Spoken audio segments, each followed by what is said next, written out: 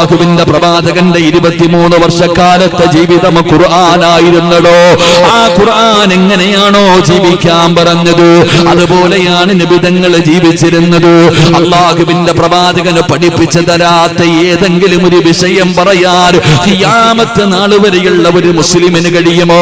എന്റെ നബി തങ്ങൾ ഇന്ന വിഷയത്തെ കുറിച്ച് എനിക്ക് പഠിപ്പിച്ചു തന്നിട്ടില്ല എന്ന് പറയാൻ പറ്റുമോ? നബി തങ്ങളെല്ലാം പഠിപ്പിച്ചു തന്നിട്ടുണ്ട്. എങ്ങനെയാണ് രാജ്യം ഭരിക്കേണ്ടത്, എങ്ങനെയാണ് പള്ളി പരിപാലിക്കേണ്ടത്, എങ്ങനെയാണ് വീട് പരിപാലിക്കേണ്ടത്, എങ്ങനെയാണ് മക്കളെ വളർത്തേണ്ടത്, എങ്ങനെയാണ് ഭാര്യയോട് പെരുമാറേണ്ടത്, എങ്ങനെയാണ് നിസ്കരിക്കേണ്ടത്, എങ്ങനെയാണ് ഒളിവെടുക്കേണ്ടത്. പടച്ചവനെ, എന്തിനാ ബാത്റൂമിനകത്ത് കയറുന്ന സമയം, ടോയ്ലറ്റിലേക്ക് കയറുന്ന സമയം ഏത് കാല് വെച്ചുകൊണ്ട് കയറണം, എന്ത് പറഞ്ഞുകൊണ്ട് കയറണം, എന്ത് കൊണ്ടുപോകാൻ പാടില്ല, എങ്ങനെ ഇരിക്കണം, എങ്ങനെ